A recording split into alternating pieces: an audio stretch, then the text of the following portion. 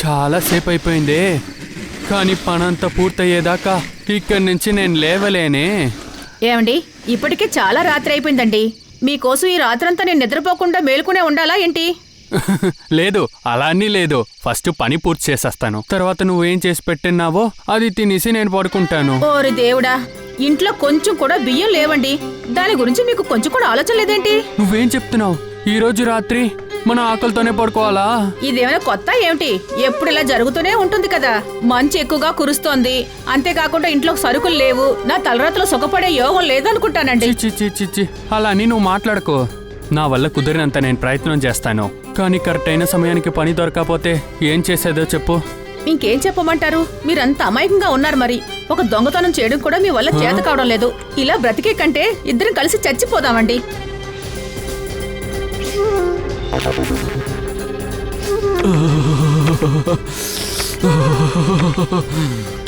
ఎవరైనా ఉన్నారా? ఈ ముసలోడికి తినడానికి ఏదైనా ఇస్తావా తమ్ముడు? నేను మీ దగ్గర ఏం చెప్పేదో చెప్పండి. అన్నం అడగడానికి ఇంకెవరు దొరకలేదా మీకు? నేనే మీకు దొరికానా? ఎందుకు బాబు, నువ్వు ఎందుకు ఈ విధంగా మాట్లాడుతున్నావో చెప్పు. అలా అన్నం ఏదైనా ఉంటే మేమే తిని బ్రతుకుతాం కదా.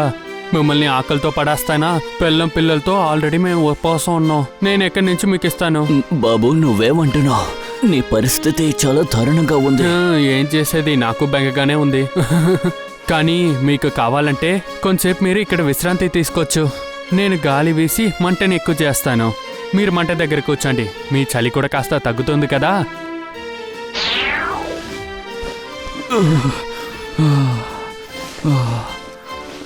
అమ్మయ్యా, నువ్వు నన్ను కాపాడేశావు తమ్ముడు, నువ్వు నన్ను కాపాడేశావు. ఈ చలికి నేను బాగా వణికిపోయాను. సరే, ఎలాగో నా వల్ల కుదిరినంత సహాయం నేను చేశాను కదా.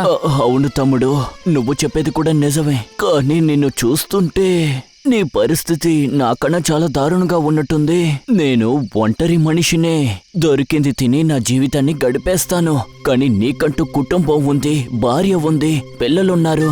నేనేం చేసేదో చెప్పండి. ఏం చేసేది? నా బ్రతుకు మొత్తం ఇలాగే వెళ్తూ ఉంది. లేదు లేదు, నీ వల్ల నాకు భోజనం ఇవ్వలేకపోయావు, కానీ నీ వల్ల అయిన సహాయం నాకు చేసావు కదా తమ్ముడు. ఇప్పుడు నువ్వు నీకు నచ్చిన 3 వరాలు నా దగ్గర అడగచ్చు. నేను తప్పక నెరవేరుస్తాను. మీరు వచ్చి పెద్ద కన్ఫ్యూషన్ చేస్తారు నన్ను. ఇప్పుడు నేను ఏ వరం అడిగేది? త్వరగా అడుగు బాబు, నేను చాలా అవసరంలో ఉన్నాను. నేను చెయ్యాల్సిన పనులు ఇంకా చాలా ఉన్నాయి. నాకు ఇలాంటి ఒక వరం ఇవ్వండి. నా సుతిల్ని ఎవరి చేతుల్లో తీసినా నేను చెప్పే వరకు వాళ్ళ చేతుల్లో నుంచి దీన్ని వదలకూడదు. ఒకవేళ ఎవరైనా ఈ సుతిల్ని తీసి కొట్టడం మొదలెట్టారంటే నేను ఆగమనేదాకా ఇది ఆగనే కూడదు. మీరు ఇలాంటి ఒక వరాన్ని ఇవ్వగలరా? చెప్పండి. అలాగా? ఓ, ఇదేనా? సరే సరే, మరో వరం కోరు. ఏం అడిగేది?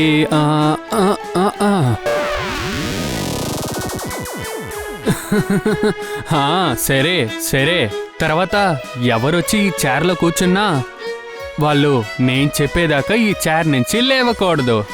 నువ్వు అడిగిన ఈ వరం కూడా నెరవేరుతుంది తమ్ముడు. ఇంకేం కావాలి? నువ్వు నిదానంగా ఆలోచించి వరం కోరుకో, సరేనా? తర్వాత ఇంకేం అడిగేది? సరే సరే, గుర్తొచ్చింది. సరే, మీరు ఇంత చెప్తున్నారు కాబట్టి నాకు ఇలాంటి ఒక వరాన్ని ఇవ్వండి. ఈ సంచి లోపల ఏదైనా ఒక ముద్ర పెడితే ఆ ముద్రాన్ని నన్ను తప్ప ఇంకెవ్వరూ తీయలేకుండా చెయ్యాలి, సరేనా? అరే అమాయకుడా, ఒకవేళ నువ్వు ఆశపడుంటే ఈ 3 వరాలు వల్ల నువ్వు నీ కుటుంబంతో పాటు సంతోషంగా సుఖంగా నీ కుటుంబంతో పాటు జీవించేవాడివి కదా. కానీ నాకు అర్థం కావడం లేదు, నువ్వు ఎందుకు ఏ విధంగా వరం కోరుకున్నావని. ఇప్పుడు నువ్వు నాతో ఏదంతా వరంగా కావాలని కోరుకున్నావో వాటిని అనుభవిస్తావు. అరే, ఎంత పని చేశారండి మీరు. చేతికొచ్చిన బంగారం లాంటి అవకాశాన్ని జార విడుచుకున్నారు. వచ్చింది ఎవరో కాదండి, పైనున్న భగవంతుడండి. ఆయన ఇచ్చిన అవకాశాన్ని కూడా మీరు వినియోగించుకోలేదు. మీ గురించి ఆలోచించలేదు, అలాగే మిమ్మల్ని నమ్ముకున్న నా గురించి కూడా ఆలోచించలేదు. ఓహో, అదొచ్చి నేను పెద్ద తప్పు చేశాను అనుకుంటున్నాను. ఇదేమైనా సాధారణమైన విషయమా? వరం ఇచ్చినా సరే ఎవరైనా వద్దనుకుంటారా చెప్పండి? మంచి వరం అడుగుంటే మనకి తిండికి ఎలాంటి లోటు లేకుండా ఉండేది కదండి. చెప్పండి, మీరు ఇప్పటి వరకు ఏ పని సరిగ్గా చేయలేదు కదండి. ఈ మనిషిని పెట్టుకుని నేను ఎలా బ్రతకాలిరా దేవుడా? లేదు లేదు, నా కుటుంబ సభ్యులకి నేను సంతోషం ఇవ్వలేదంటే నేను ఈ ఇంట్లో ఉండడం వల్ల ఏం ప్రయోజనం? రేపొద్దున్నే ఈ ఇంటి నుంచి నేను బయటికి వెళ్ళిపోతాను. లేదు లేదు, నిశ్చయంగా లేదు. ఈ దిట్టమైన అడవిని చుట్టి మిగతా ఉన్న బ్రతుకుని ఇక్కడే గడిపేస్తాను. జనాలు గుంపు గుంపుగా లేదు, కష్టాలు లేదు, సుఖంగా బ్రతకచ్చు. ఇదే నాకు కావాల్సింది. ఏంటబ్బా విషయం? ఎవరినైనా వెతుకుతున్నావా ఏంటి? తర్వాత ఈ అడవిలో నీకేం పని చెప్పు? నాకు తెలిసి ఈ అడవిలో నీ సమయాన్ని వృధా చేస్తున్నావు, అంతే కదా? ఈ ముసలోడు మంత్రవాద అయి ఉంటాడు అనుకుంటున్నాను.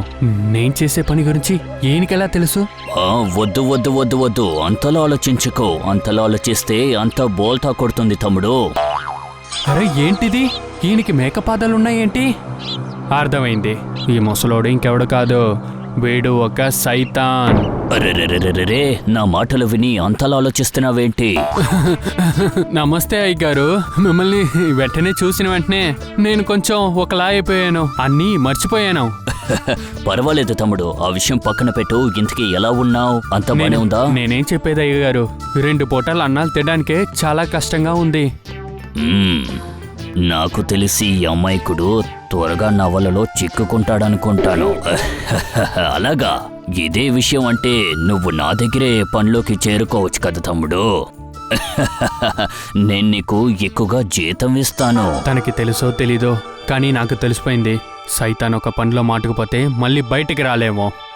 ఇప్పుడు నా బ్రతుకు ఉండి ఏం ఉపయోగం, లేకుండా ఏం ఉపయోగం? ఇప్పుడు ఏం చేసేది? అర్థమైంది. నేను నీకు ఎంత జీతం ఇస్తాను దాని గురించే కదా నువ్వు ఆలోచిస్తున్నావు. చెప్పు. అవును అవును, దీని గురించిన బెంగ నాకు ఉంది. మీరు ఎంత ఇస్తారనే ఆలోచిస్తూ ఉన్నాను. సరే సరే, ఇదిగో ఇది తీసుకో. ఈ సంచిలో నాణాలు ఉన్నాయి. దీనితో నువ్వు పని మొదలుపెట్టు. కావాల్సినవన్నీ కొనుక్కో. 1 సంవత్సరం తర్వాత నిన్ను కలుసుకోవడానికి మళ్ళీ వస్తాను. అప్పుడు నేను వచ్చినప్పుడు నువ్వు నాతో పాటు రావాలి, అర్థమైందా? సరే, ఖచ్చితంగా వస్తాను. ఇప్పటికి నాకు వెళ్ళడానికి అనుమతి ఇవ్వండి. అప్పుడే 1 సంవత్సరానికి నా పెళ్ళం మరియు పిల్లలతో బాగా తినచ్చు నేను.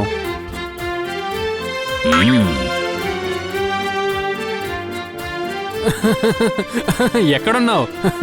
అక్కడ కూర్చుని ఏం చేస్తున్నావు? రారా, వచ్చి దీన్ని పట్టుకో. రారా, ఏంటి అక్కడే కూర్చుని ఉన్నావు? వచ్చి దీన్ని పట్టుకో. అరే, సంచి నిండా సామాన్లు మీరు ఎక్కడి నుంచి తెచ్చినారండి? అరే, ఇంకా తీపి పదార్థాలు కూడా ఉన్నాయి. ఇంతకీ మీరు ఇవన్నీ ఎక్కడి నుంచి తెచ్చారండి? ఇంకెక్కడి నుంచి దొరుకుతుంది? నేను నాణాలను ఇచ్చాను, వాళ్ళు దీన్ని ఇచ్చారు. ఏంటి, నాణాలా? మీరు దొంగతనం చేశారా? అన్ని నాణాలు మీకు ఇంతకీ ఎక్కడ దొరికాయండి? నాకు కొత్తగా ఒక పని దొరికింది. తను నాకు కూలిచ్చాడు, దాన్ని పెట్టి ఇవన్నీ కొని తెచ్చాను నేను. అదేం పని? పనే చేయకుండా మీకు ఇంత డబ్బులు ఎవరిచ్చారు? లేదు లేదు, అలాంటి ఏ పని లేదు. అదేంటంటే సైతాన్ ఒక నాయకుడి దగ్గర నాకు పని దొరికింది. ఏమన్నారు? అలాంటి పని శత్రువులు కూడా అసలు దొరకకూడదండి. పోయి ఇలాంటి పనా మీరు వెతుక్కున్నారు? మీకేమైనా పిచ్చి పట్టిందా? ఎవరైనా భూతానికి పని చేసి పెడతారా చెప్పండి? ఇంక మించి జరిగేవన్నీ తర్వాత చూసుకో చదులు. మన దగ్గర ఇంకా ఎక్కువ సమయం ఉంది. ఏం జరగాలో అది 1 సంవత్సరం తర్వాతే జరుగుతుంది. దాని తర్వాత మీరు సంతోషంగా ఉండండి. ఓ, అంటే మేముండాలి, మీరుండరన్నమాట. నాకేం ఉంది, ఇంటి కష్టాలన్నీ పూర్తి చేస్తే చాలు. మళ్ళీ పాత పని తిరిగి చేస్తాను నేను.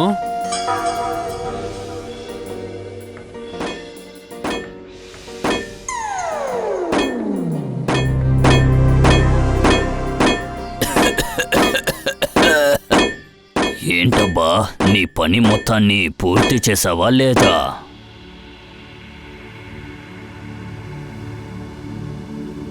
అరే ఏంటిది? ఇది సైతాన్ కదా, ఇది నన్ను తీసుకెళ్ళడానికే వచ్చి ఉంటుంది అనుకుంటున్నా. నిశాంతంగా ఉంటే ఏ పని జరగదు.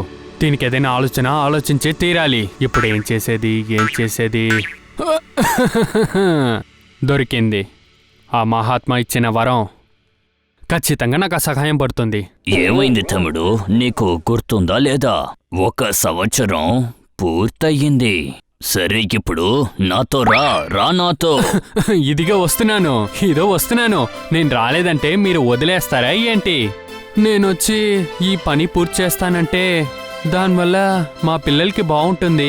మీకు అర్థమవుతుంది కదా. మీరొచ్చి మా అయ్యగారు మీరొక సహాయం చేస్తారా? సాయం చెయ్యాలా? అదేంటో చెప్పు తమ్ముడు. నేను ఇంట్లో ఉన్న వాళ్ళకి చెప్పేసి వచ్చేదాకా మీరు ఈ సుత్తియల్ని పెట్టి దీన్ని కొడుతూ ఉంటారా? ఈ సహాయం మాత్రం నాకు చేస్తారా? ఇదంతా ఒక పనా? సరే సరే అయితే సరే, నేను ఇక్కడే ఉండి నువ్వు చెప్పిన పని చేస్తాను. నువ్వు వెళ్ళి అందరినీ కలిసిరా.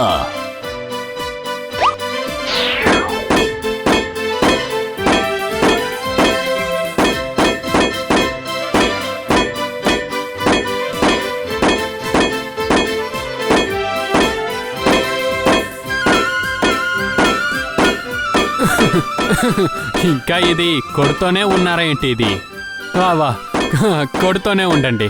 అన్నీ సరిగానే ఉంది కదా? మీరు ఇంకా చెప్పనే లేదు. అన్నీ సరిగా ఉందా చెప్పండి. అరే ఏంటి తమ్ముడు, నువ్వు నన్ను ఎంత కష్టపడితే నీకేం లాభం వస్తుంది చెప్పు? అడిగేది నిన్నే. ఇలా చూడు, దీనికి బదులుగా మళ్ళీ నీకు నాణాలు ఉన్న 3 సంచులేస్తాను. దానితో పాటు 1 సంవత్సరం సెలవు కూడా ఇస్తాను. నన్ను దయచేసి విడిచిపెట్టు. 1 సంవత్సరం లీవా? దాంతోనే 3 సంచీలు నాలా? సరే సరే, నేను ఒప్పుకుంటాను. అప్పుడు నేను ఒప్పుకుంటాను.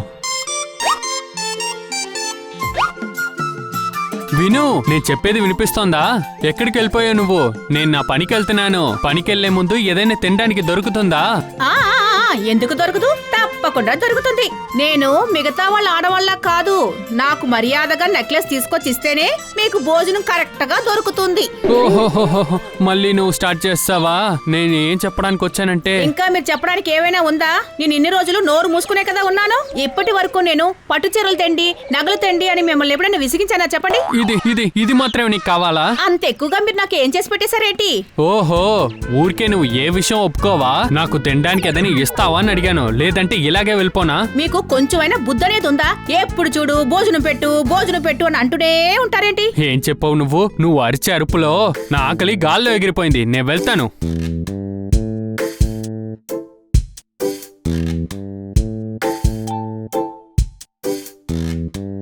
నాకు తెలిసినంత వరకు సరైన సమయానికి నేను వచ్చినట్టు ఉన్నాను. అంతేగా? బయలుదేరు. నేను నిన్ను ఇక నుంచి తీసుకువెళ్ళడానికే వచ్చాను తమ్ముడు. ఏమన్నారు? మీకెంత ధైర్యం? నా భర్తని భయపెట్టి తీసుకెళ్తున్నావా? అది కూడా నా ఎదురుగానా? మర్యాదగా వెళ్ళు, బయటకు వెళ్ళమంటున్నానా? అమ్మో, ఇప్పుడు నేను ఎక్కడికి వెళ్తాను? అరే ఇవిడ నా వైపే వస్తున్నారు. ఇప్పుడు ఏం చెయ్యాలి? ఓ, ఇప్పుడు కుర్చీలో కూర్చొని విశ్రాంతి తీసుకుంటావా? ఉండు, ఇప్పుడు నీ పని చెప్తానుండు. మీరు ఇక్కడ వరకు కూర్చుని పోయారా? ఏంటంటే నేనుగా చెప్పేదాకా మీరు ఇక్కడి నుంచి లేవలేరు. మర్యాదగా కుర్చీలోంచి లేవలేదనుకో, ఈ పటకార్తోని నీ ముక్కు కట్ చేసి చేతులు పెడతాను చూడు. నన్ను క్షమించు, నా ముక్కు బాబోయ్. నా ప్రాణం పోయేలా ఉంటే 3 సంచి నాణాలు, దాని తర్వాత 1 సంవత్సరం లీవు. ఇస్తారా ఇవ్వరా? దాని తర్వాత నేను ఆలోచిస్తాను. ఇప్పుడే నేను ఇచ్చేస్తాను.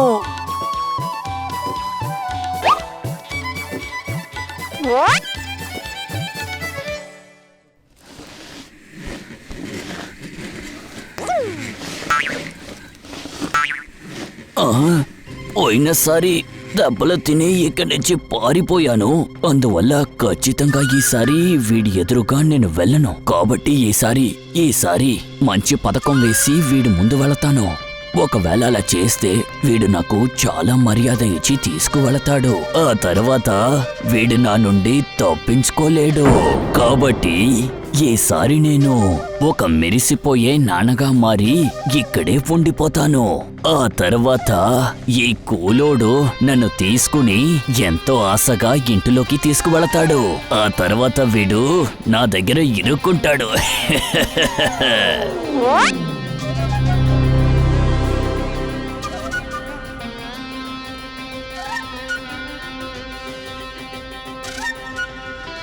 అరే ఒక నాన్న ఇక్కడ పడుందేంటి? లేదు, ఇది తీసుకెళ్ళి నా సంచిలో నేను పడేస్తాను.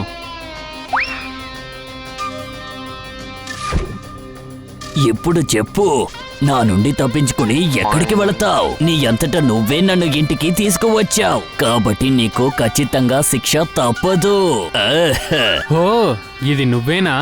నువ్వు చావడానికి ఇంకో చోటు దొరకలేదా ఏంటి? నువ్వుగా వచ్చి నా సంచిలో కూర్చుని పోయావు. ఇదిగో ఇప్పుడు ఆటని చూడు. ఈ సంచి లోపల ఒకడు ఒకసారి లోపల వెళ్ళాడంటే నేను చెప్పకుండా వాడు బయటికే రాలేడు తెలుసా? విన్నావా? అయ్యగారే వచ్చి మన వలలో మాటుకున్నాడు. మనం ఎలా చూడాలో అసలు మనం అలా చూసుకుందాం. ఆయన్ని జాగ్రత్తగా చూసుకోవాలా? చూడండి, 7 జన్మలకి మర్చిపోలేని విధంగా చూసుకుంటాను.